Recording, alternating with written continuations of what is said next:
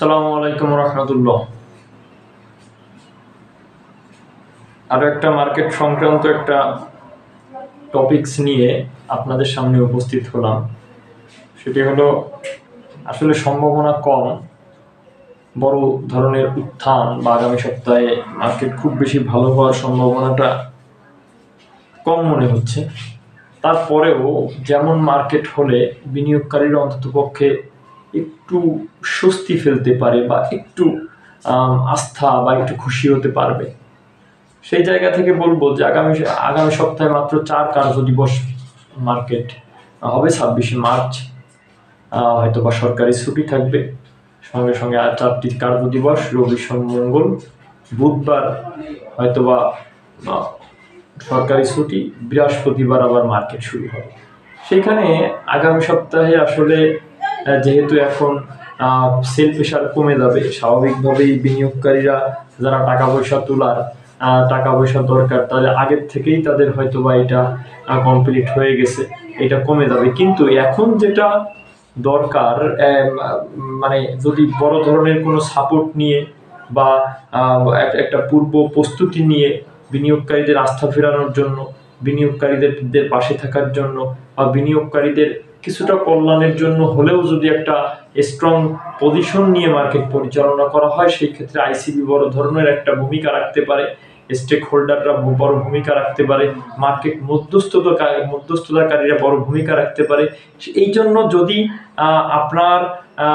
যেরকম মার্কেট থাকলে আসলে বিনিয়োগকারীরা খুশি হবে, সেটা হলো যদি 4 দিনে মিনিমাম আপনার 1.5 থেকে 200 পয়েন্ট বৃদ্ধি পায়,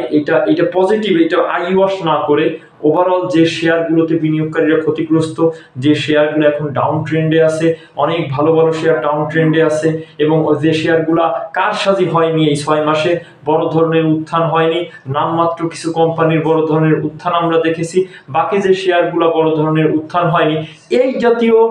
শেয়ার, ভালো শেয়ার যেগুলা মধ্যে বিনিয়োগকারীরা পর্যাপ্ত পরিমাণে তাদের ক্যাশ ক্যাপিটাল আটকে আছে, এরকম শেয়ারের যদি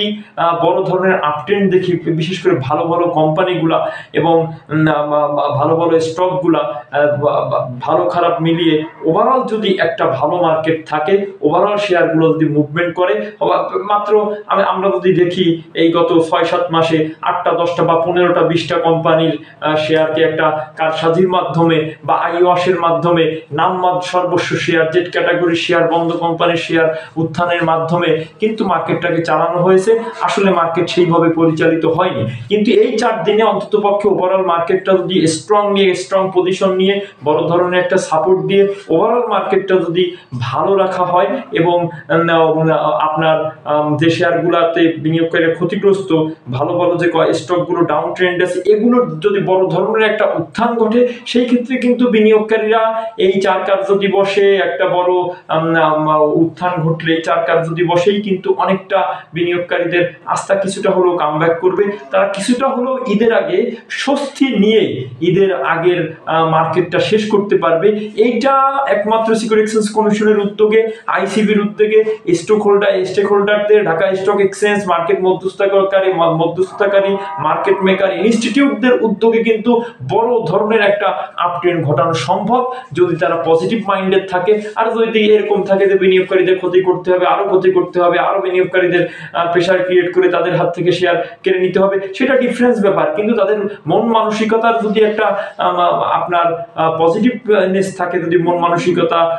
পজিটিভ থাকে, সেই ক্ষেত্রে কিন্তু অবশ্যই বিনিয়োগকারীদের পাশে এই 4 দিন তারা দাঁড়াতে পারে। অবশ্যই আমার এই ভিডিওটি সর্বোচ্চ শেয়ারের মাধ্যমে আপনারা